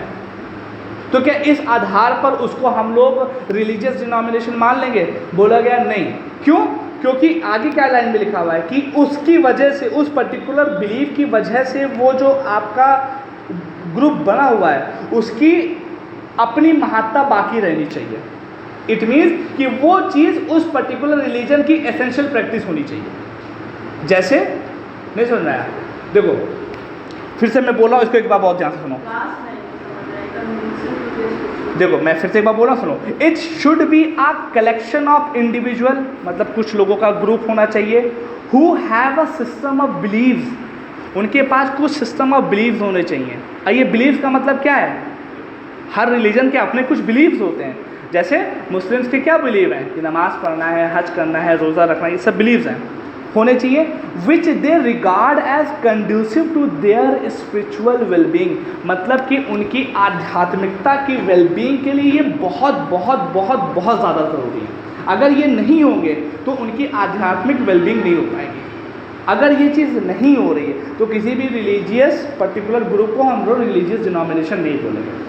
फिर से देखो, एक ग्रुप ऑफ पीपल होना चाहिए जिसके पास कुछ बिलीव होने चाहिए उस पर्टिकुलर रिलीजन के, और ये बोला जाए कि अगर ये नहीं हुए तो उनकी जो स्पिरिचुअल वेलबींग है वो कहीं ना कहीं दिक्कत में आ जाएगी। अब जैसे हिजाब को कोई लेके बैठ जाए कि ये हमारा बिलीव है कि इस्लाम धर्म में हिजाब होना चाहिए, तब बताओ इसकी वजह से उनकी स्पिरिचुअल वेलबींग होगी क्या? उनको स्पिरिचुअलिटी पे पहुँचेंगे? पॉसिबल है? हिजाब को लेके, हिजाब तो एसेंशियल प्रैक्टिस ही नहीं है। तो पॉइंट बस यही है कि कुछ लोग होने चाहिए जिनका एक ग्रुप होना चाहिए जो कुछ बिलीव्स को मानते हों और उस बिलीव्स की वजह से उनकी जो स्पिरिचुअलिटी हो वो बहुत अच्छे वे में आगे बढ़े। अगर ऐसा नहीं है तो उसको हम लोग रिलीजियस डिनोमिनेशन नहीं मानेंगे। यही चीज़ अरविंदो सोसाइटी के साथ नहीं थी। वो किसी रिलीजियस बिलीफ को तो मान रहे थे, लेकिन उनकी स्पिरिचुअल वेलबींग के लिए वो चीज़ सही नहीं थी, इस वजह से उनको नहीं बोला गया। अभी दूसरी कंडीशन दो और हैं।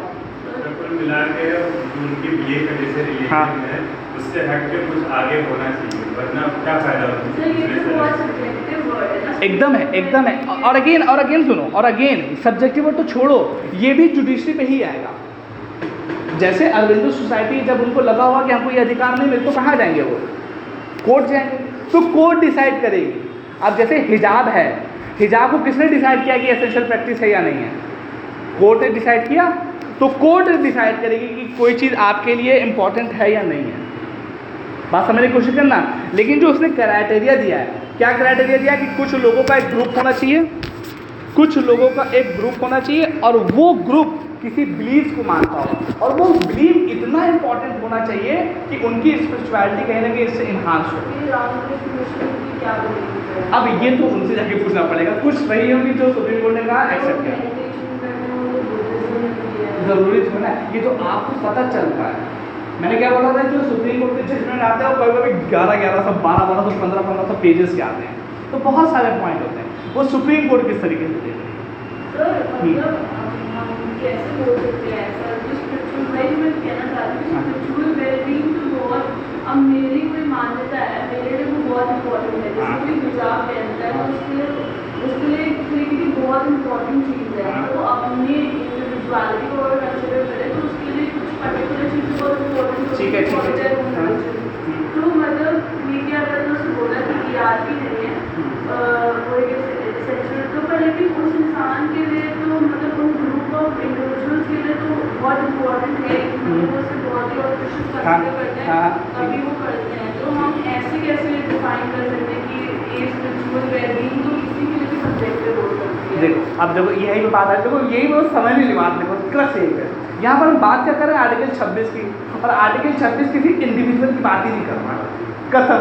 सर वही मैं बोल रही हूँ, कलेक्टिवली भी अगर 20 लोग बैठे हैं हिजाब पहनते हैं तो उनके लिए कलेक्टिवली वो भी तो ऑर्गेनाइजेशन बना सकती हैं। एकदम बना सकती है। देखो कलेक्टिवली सपोज है, माना कि कलेक्टिवली बोला कि हमारे लिए हिजाब एक एसेंशियल प्रैक्टिस है और अगर ये नहीं होगा तो हम अपनी स्पिरिचुअल वेलबींग पे नहीं पहुँचेंगे। सपोज है कि पिटीशन फाइल की गई। अब सुप्रीम कोर्ट क्या करेगा? इसको चेक करेगा। अब वो यहाँ पे कॉन्सेप्ट सुनो, अभी थोड़ा सा लॉ के कॉन्सेप्ट है। थ्योरी ऑफ एसेंशियलिटी एक कॉन्सेप्ट होता है। जब आपको ध्यान रखना, जब सुप्रीम कोर्ट कोई वर्डिक्ट देती है तो एक कॉन्सेप्ट होगा कॉन्सेप्ट ऑफ प्रोपोर्शनैलिटी का कॉन्सेप्ट। सुना है कि नहीं सुना? सच्ची बताइए। थ्योरी ऑफ प्रोपोर्शनैलिटी का मतलब क्या होता है? जैसे एक चिड़िया है छोटी सी, तो चिड़िया को मारने के लिए आप क्या करोगे? इतना बड़ा तोप लाओगे, तो ये क्या है? थ्योरी ऑफ प्रोपोर्शनैलिटी के अगेंस्ट है। और इतना बड़ा डायनासोर है, उसको मारने के लिए किसी बंदूक से काम चलेगा? तो थ्योरी ऑफ प्रोपोर्शनैलिटी के अगेंस्ट है ना। हाँ, इसी तरीके से थ्योरी ऑफ एसेंशियलिटी होती है। क्या होती है? Theory of essentiality. और थ्योरी ऑफ एसेंशियलिटी के अगेंस्ट पहले सुप्रीम कोर्ट ये चेक करेगी कि क्या ये जो बुर्का है वो इस रिलीजियस प्रैक्टिस, क्या इस रिलीजियस डॉक्ट्रिन का एसेंशियल पार्ट है या नहीं। अगर मान लो उसने कह दिया कि एसेंशियल पार्ट है तो ठीक है, आप रिलीजियस डिनोमिनेशन हो जाओगे। अगर उसने कह दिया कि एसेंशियल पार्ट नहीं है तो आप रिलीजियस डिनोमिनेशन में नहीं आओगे। ये टोटली डिस्क्रिशनरी किसके पास जा रही है? कोर्ट के पास। मानने वाले तो नहीं लोग हैं जितना हिजाब पहनने वाले नहीं, नंबर्स मैटर ही नहीं करता। एसेंशियल प्रैक्टिस ये मैटर कर रही है और वो सुप्रीम कोर्ट डिफाइन करेगी या कोर्ट डिफाइन करेगी। अब जैसे बहुत, अरे रामकृष्ण मिशन में कितने हैं? लखनऊ में इतने नहीं होंगे जितना पूरा खाली लखनऊ में मुसलमान अगर मिल जाए तो इतने तो पूरे रामकृष्ण के लखनऊ पूरे इंडिया में नहीं होंगे। ये फैक्ट है, फैक्ट है। नंबर्स मैटर नहीं करता, rules and regulation and facts and figure matter. हम कितने मतलब अगर रामकृष्ण मिशन मतलब मैं ऐसे बोल रही हूँ, हाँ, मैंने पढ़ा, अच्छा है, बोला करो। उनकी बिलीफ को मैं नहीं जानती था, लेकिन मैं जब जिस रिलीजन से आती हूँ मुझे तो आसपास किसी से भी, मैं तो सराउंडेड हूँ अगर सेम रिलीजन के लोगों से, मेरे को तो नहीं लगता कि वो फॉलो करते हैं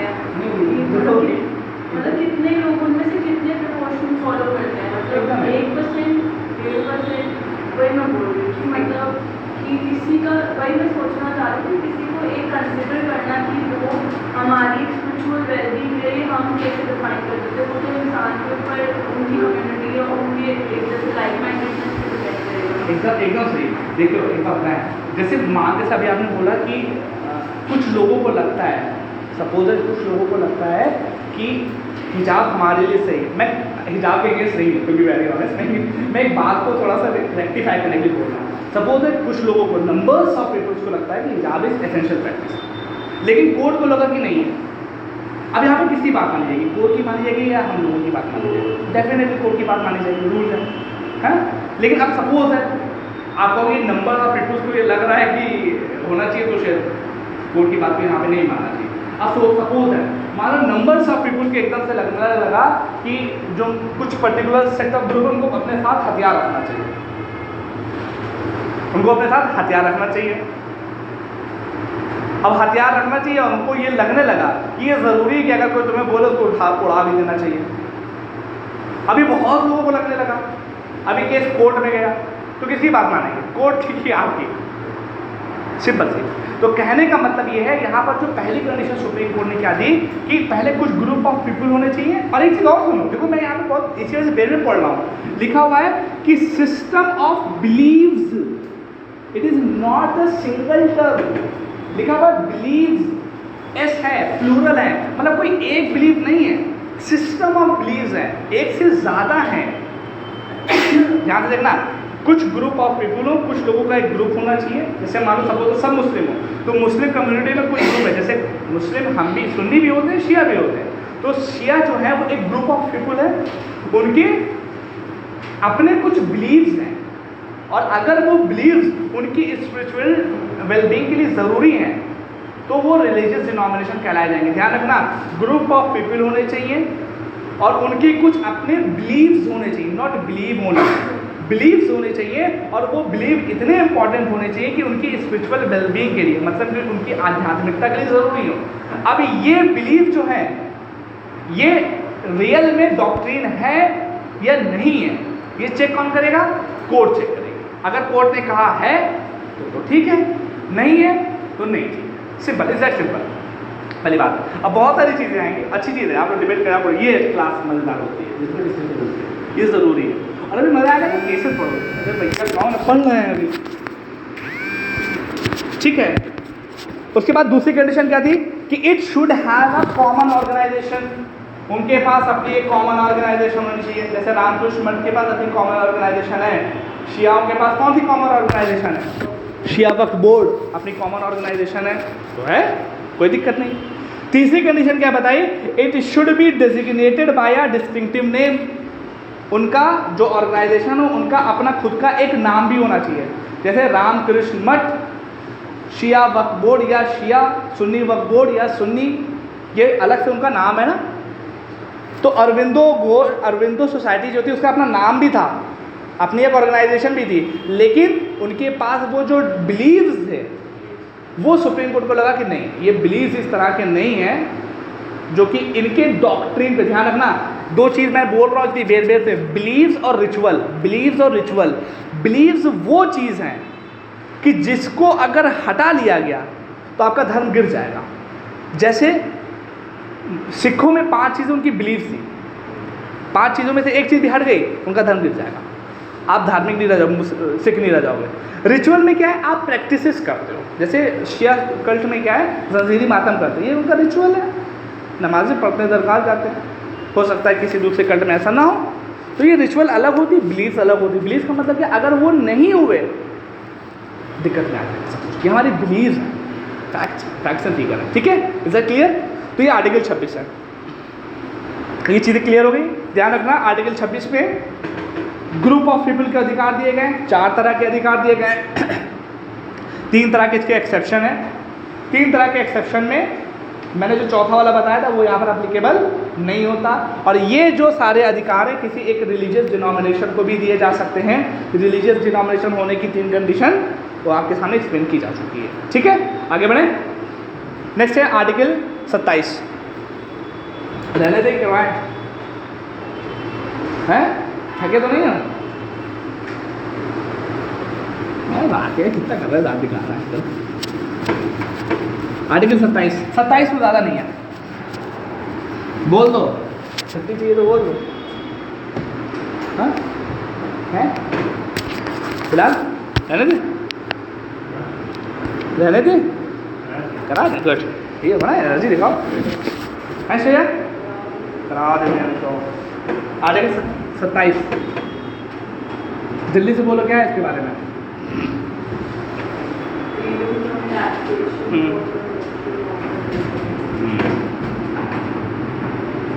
freedom for taxation of promotion for a religion, मतलब कि आपको आज़ादी है कि आपसे टैक्स नहीं लिया जाएगा किसी एक धर्म को प्रमोट करने के लिए। सिंपल, आपको ये आज़ादी है कि आपसे टैक्स नहीं लिया जाएगा किसी एक धर्म को प्रमोट करने के लिए। हाँ, लेकिन बहुत सारे धर्मों को प्रमोट करने के लिए टैक्स लिया जा सकता है। तो अगर ग्लास में रखा हुआ है, ग्लास में भी हो सकता है। हाँ, क्या लिखा हुआ है कि आपको कंपेल नहीं किया जाएगा, फोर्स नहीं किया जाएगा, टैक्स दो, रिलीजन। लेकिन जो आपका अमाउंट टैक्स के रूप में सरकार के पास पहुंचा है, ध्यान रखना, इसका मतलब ये है कि सरकार उसको किसी एक रिलीजन के प्रमोशन के लिए यूज नहीं कर सकती। आपने जो टैक्स दिया सरकार के पास गया, सरकार किसी एक रिलीजन को प्रमोट करने के लिए टैक्स नहीं दे सकती, लेकिन उस टैक्स को ऑल रिलीजन के प्रमोशन के लिए दे सकती है। ऑल रिलीजन के प्रमोशन के लिए दे सकती है। सिंपल से है, एक धर्म को प्रमोट करने के लिए आपका टैक्स नहीं खर्चा किया जाएगा, लेकिन अगर सरकार चाहे तो बहुत सारे रिलीजन को, मतलब सारे रिलीजन को प्रमोट करने के लिए आपका पैसा खर्चा कर सकते हैं।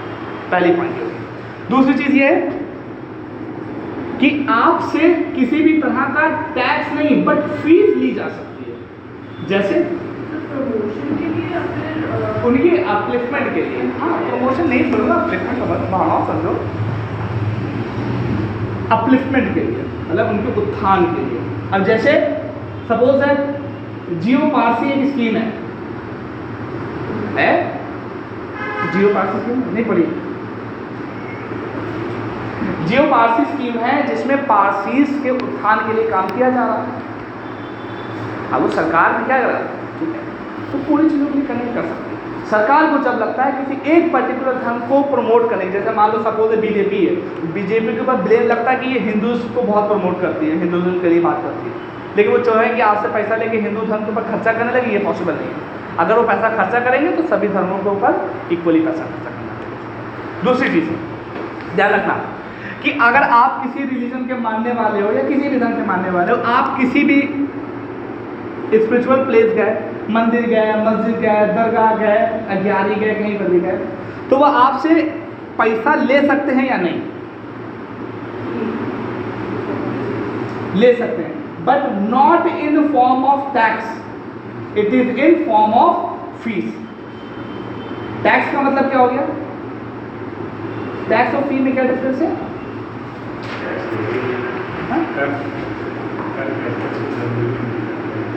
टैक्स एक मैंडेटरी कंपल्शन है, fees it's not a mandatory compulsion. जब जाएगा तो वो देगा, ठीक है। वो अब यहाँ पर आप से फीस ली जा सकती है, लेकिन टैक्स नहीं लिया जा सकता। मतलब ये होगा कि आपको देना ही देना है हर महीने।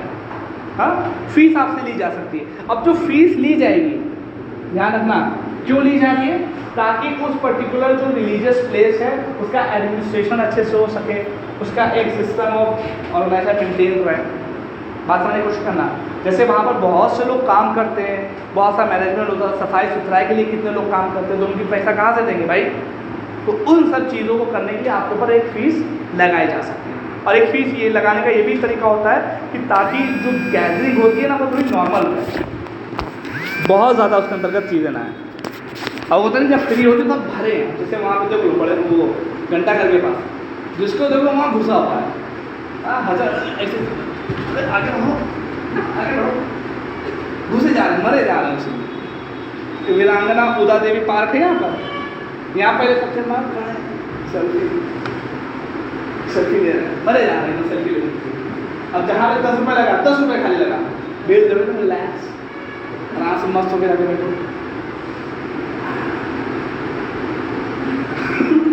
हम ऐसे ही मुंह बनाते हैं, सेल्फी लेते हैं।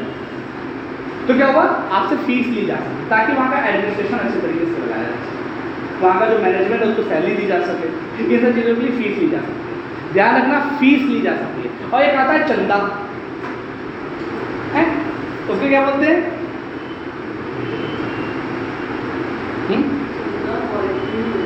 वॉलंटरी देते हैं। अब देखो चंदा और इस फीस में दो डिफरेंस है। फीस जो आई, बहुत ध्यान देखना, दो अलग अलग कॉन्सेप्ट हैं। जो फीस आई उसमें स्टेट का इंटरफेरेंस नहीं है, एज ए बर्थडे पॉलिटी है। जो फीस आती है, देखो है, जो फीस आती है उसमें स्टेट का इंटरफेरेंस नहीं है, लेकिन जो चंदा आता है उसको कैसे खर्चा किया जाएगा, कहाँ पे खर्चा किया जाएगा, किस तरीके से खर्चा किया जाएगा, वहाँ पर एक छोटा सा पार्टिसिपेशन स्टेट का हो जाता है,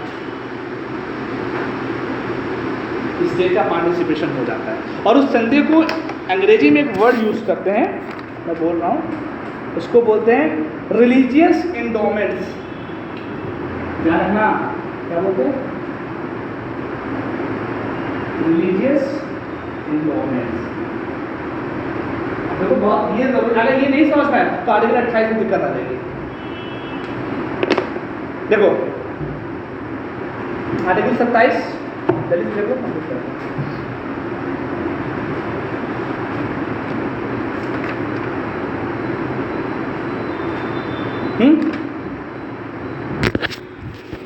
भूल जाता है फोन रख के कहीं और भूल।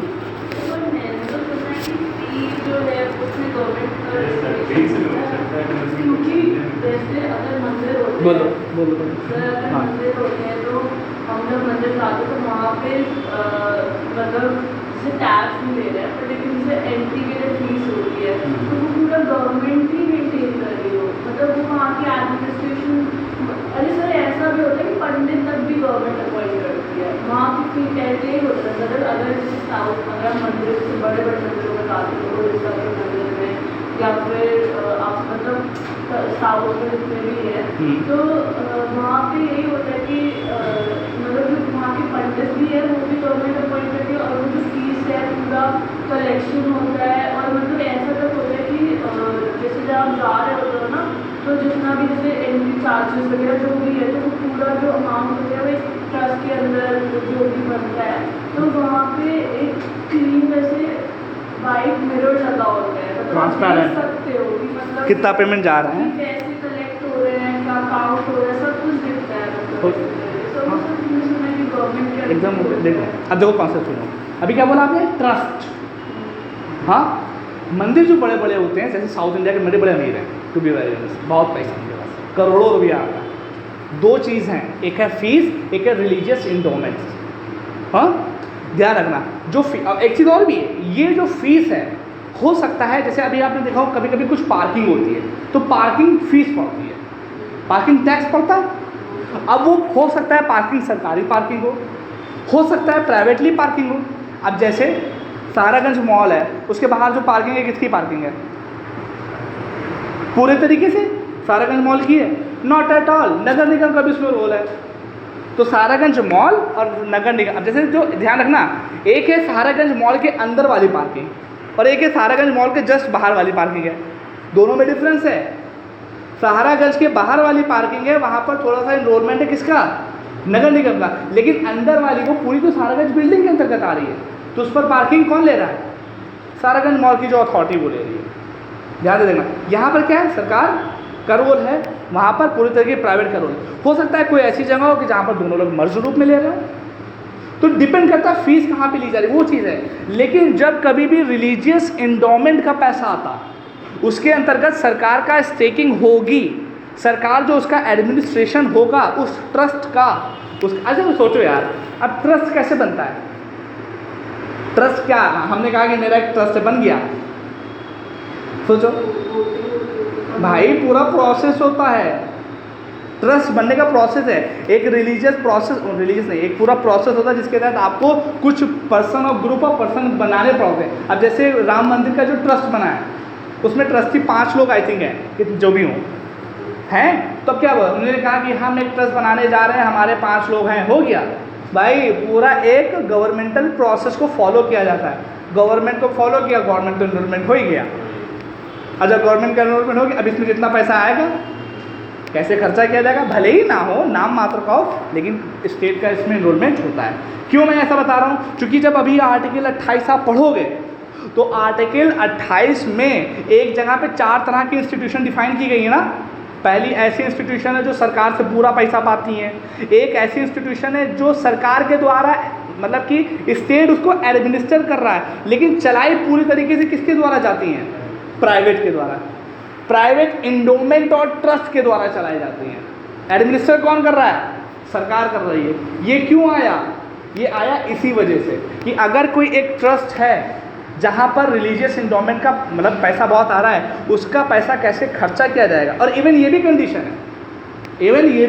है, कि अगर सरकार चाहे तो उस रिलीजियस इंडोमेंट के ऊपर थोड़ा सा परसेंटेज अपने लिए रख सकती है, टैक्स के रूप में अपने पास रख सकती है, ये कर सकती है। तो पॉइंट ये है, fees might be governmental, non governmental और बोथ, बट जो स्टेट रिलीजियस इंडोमेंट का जो पैसा होगा उसके अंतर्गत सरकार का इनरोलमेंट डेफिनेटली होगा, because way of formation of trust is also belongs to the government. Government से ही तो बनता है ट्रस्ट, अब ऐसे तो बन नहीं पाएगा। तो जो पैसा आएगा उसमें वो फी तक चार्ज कर सकते हैं। गलत कैसे गलत है मेरी बच्ची, नहीं, नो स्टेट डिपेंड करता है कि किस तरह की, जैसे मैंने पार्किंग वाला एग्जांपल यहाँ पे लो, अगर एक ऐसी प्राइवेट पार्किंग है, जैसे हमारे नीचे वाली पार्किंग है, मान लो सपोज नीचे जो बिल्डिंग है, अब यहाँ पे हम पार्किंग चार्जेस लगाने लगे, अब क्या सरकार इसमें आके आपसे पैसा लेगी, कोई इंटरफेरेंस नहीं है। लेकिन अगर ये बिल्डिंग LDA वाली होती तो यहाँ पे सरकार आपसे चार्जेस ले लेती, प्राइवेट एंटिटी तो कर रही है। अब जैसे पार्किंग का क्या होता है, कुछ प्राइवेट इंस्टीट्यूशन होती है, वो सरकार से रजामंदी लेती हैं, रजामंदी उन्होंने ली, सरकार को एक परसेंटेज देती हैं, और बाकी का जो पैसा था वो खुद रखती है। यहाँ पे दोनों इन्वॉल्व है। जैसे लिखा हुआ है कि फीस हम इसीलिए लगाते हैं कि ताकि जो मतलब जैसे एक मंदिर फीस हम इसीलिए लगाते हैं कि अंदर जितने भी पिलग्रिम्स आ रहे हैं उनकी सेफ्टी इंश्योर कर सके, उनकी मतलब सुविधाओं के एकदम है, एकदम पुलिस वाले, आर्मी वाले सबको रखा जाता है कि ताकि जो है लॉ एंड ऑर्डर मेंटेन रहे, सब एकदम लाइन से जाए। तो हम फीस ऑब्वियसली मतलब तो वो जो फीस लग रही है वो सिर्फ उनको उनकी मेंटेनेंस के लिए, मतलब उनकी सिक्योरिटी के लिए रखी जा रही है। तो सिक्योरिटी हमारी गवर्नमेंट ही प्रोवाइड करेगी, फीस एक तरीके से गवर्नमेंट के पास ही गई ना। पूरे तरीके से नहीं मेरी बच्ची, ये देखो एकदम सही, तुम्हारी बात नहीं, बात की सही है। अभी आपने देखा होगा जब यहाँ पे फ्लैग होस्टिंग हुई तब भी तो पुलिस आ गई थी। तो कुछ चीज़ें देखो, अभी देखो मैं बताऊँ, वो जो माहौल इतनी भीड़ को मेंटेन करना वो सरकार की ऑलरेडी जिम्मेदारी है, लॉ एंड ऑर्डर को मेंटेन करना। अब वो मंदिर के अंतर्गत होता है तो मंदिर के द्वारा थोड़ा बहुत पैसा उनको मिल भी जाता है, लेकिन वो फीस उनके लिए नहीं जा रही, वो पहले जाती है मंदिर के जो मैकेनिज्म है उसमें जाएगी, उसके बाद उनको दिया जाए तो अलग है। लेकिन जो यहाँ पर रिलीजियस इंडोमेंट और ट्रस्ट में जो पैसा आ रहा है उसमें स्टेट का इन्वॉल्वमेंट होना मैंडेटरी है। वो क्यों होगा भाई मैंडेटरी, भाई ट्रस्ट बना ही है गवर्नमेंट के द्वारा, तो ऑब्वियसली हो जाएगा उसके अंदर इन्वॉल्वमेंट। तो ध्यान रखना, फीस का जो प्रोसेस है उसके अंदर सरकार का इन्वॉल्वमेंट नहीं होगा, लेकिन ये ज़रूरी नहीं है कि एकदम नहीं होगा। बट यहाँ पे ये ध्यान रखना, यहाँ पर फीस ली जा सकती है, टैक्स नहीं लिया जा सकता, ये ज़रूरी है। टैक्स के नाम से नहीं, फीस लिया सकती है। जल्दी खत्म करें, लास्ट पॉइंट है।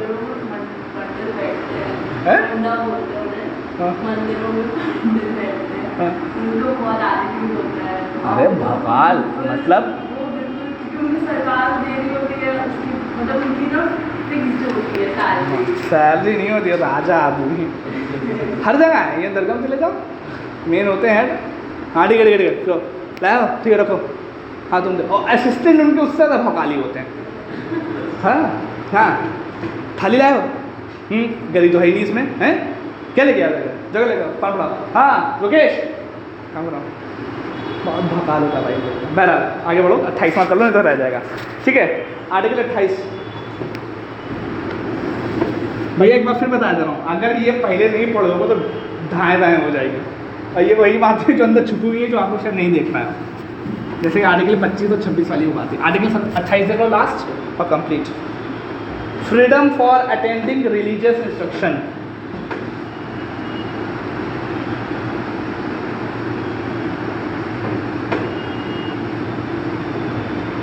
तो ये रिलीजियस एंडाउमेंट वाली बात लिखी कहाँ देख लो बेटा, कहीं ना कहीं तो लिखी है।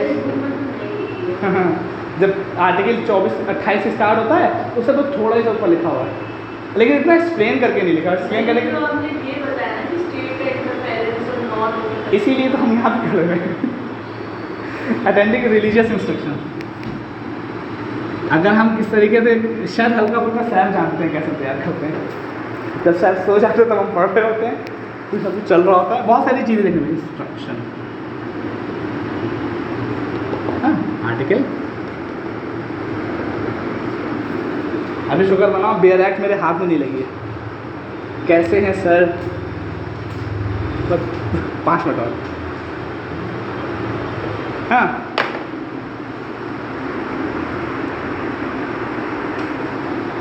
देखो इसका मतलब क्या है कि किसी भी ऐसा इंस्टीट्यूशन जिसमें सरकार के द्वारा पैसा दिया गया हो, वहाँ पर रिलीजियस इंस्ट्रक्शन नहीं दिए जाएंगे।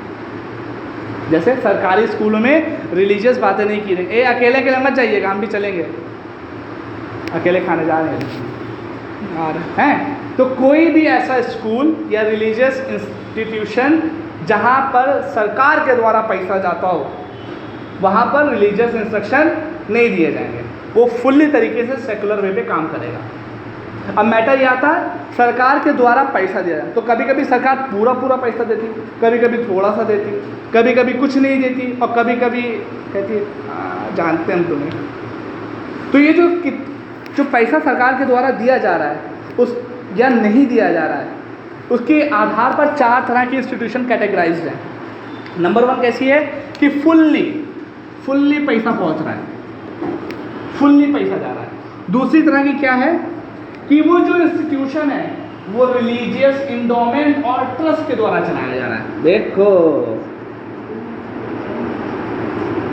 एंड ट्रस्ट के द्वारा चलाया जा रहा है। हाँ, रिलीजियस इंडोमेंट और ट्रस्ट के द्वारा चलाया जा रहा है। तीसरे में क्या है कि स्टेट ने उसको रिकॉग्नाइज किया है, स्टेट ने उसको रिकॉग्नाइज किया है। और चौथा क्या है कि partially aided by the government या स्टेट।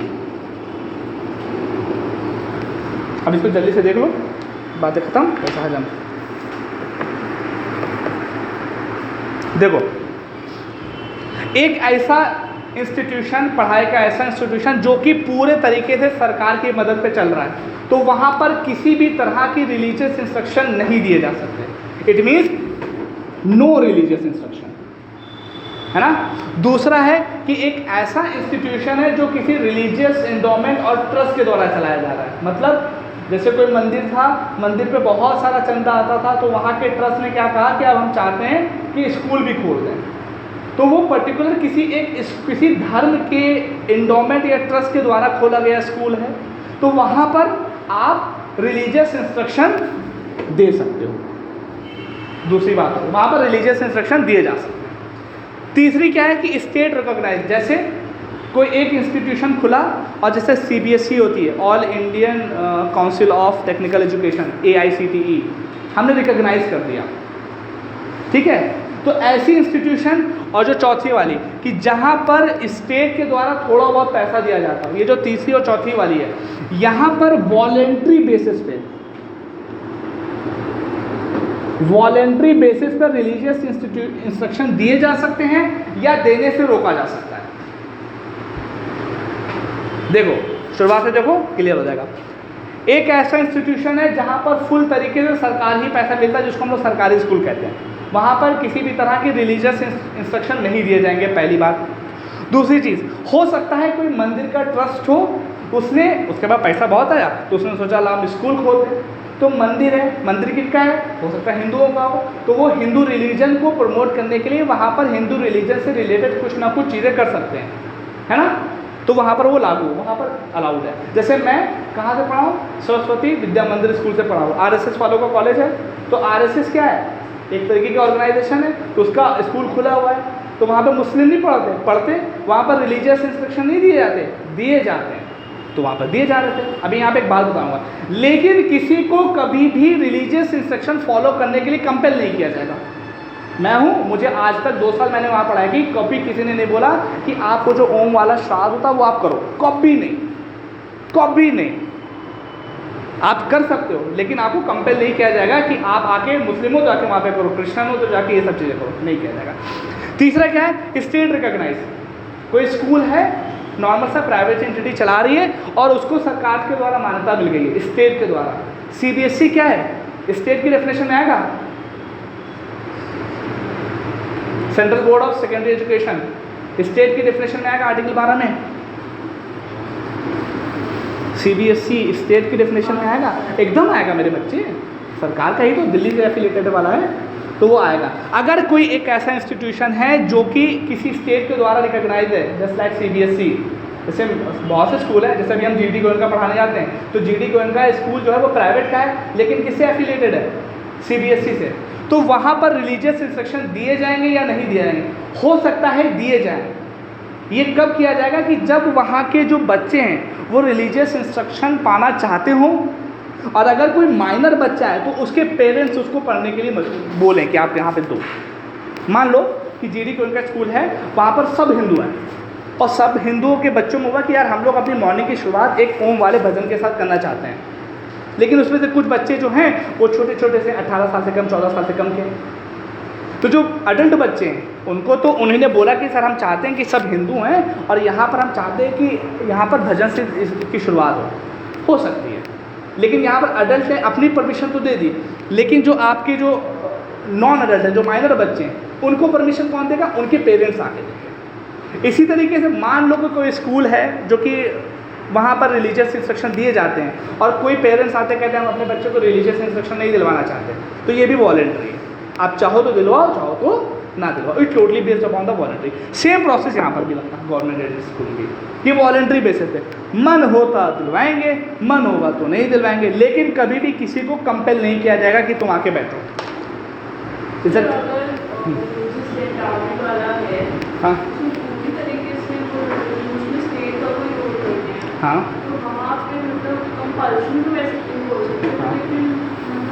आप दिला सकते हो, कोई हर्ज नहीं है, वो पूरे तरीके जैसे रिलीजियस इंडोमेंट के जरिए से हुआ, इट मीन्स कि कोई ना कोई रिलीजन उसमें इन्वॉल्व है, जैसे RSS। मतलब अगर आपको एडमिशन लेना है तो आपको मानना पड़ेगा। हाँ तो ये कंपल्शन, ये गलत है, फिर उनके रिलीजियस वो जो इंस्टीट्यूट खुला फिर उस पर दिक्कत आ जाएगी। तो यहाँ पे अगेन हमको क्या फॉलो करना है, हमें अपने कॉन्स्टिट्यूशन का बेसिक स्ट्रक्चर फॉलो करना है, क्या है, सेकुलर। ये सारी बातें हम क्यों कर रहे हैं, सेकुलर होने के लिए। ये क्या है, जब हमारा संविधान में सेकुलर वर्ड को ऐड भी नहीं किया गया था तब भी ये फीचर्स थे, यही फीचर की वजह पे तो हम कहते थे कि हम सेकुलर हैं। तो सेकुलरिज्म को प्रमोट करने के लिए हम इन सब चीज़ों को कर सकते हैं। अगर आप ये बोलें कि हम प्राइवेट एंटिटी हैं, अब जैसे मदरसा है, मदरसे वाले बोले कि जो भी यहाँ पर आएगा उसको अरबी पढ़नी पड़ेगी और नात पढ़नी पड़ेगी, ये करना पड़ेगा, वो करना पड़ेगा। अब एक हिंदू बोल कि हमें पढ़ना है, वहाँ पर सपोज टीचर बहुत अच्छा, कहीं तुम्हें नात पढ़नी पड़ेगी, कहीं नहीं पढ़ेंगे, कहीं भागो तो क्या तुम भी भागो, तो ये होगा। कंपेल नहीं कर सकता किसी को, बिकॉज हमें सेकुलरिज्म की भावना को कहीं ना कहीं आगे प्रमोट करना है। Is that clear? हाउ ठंडे सर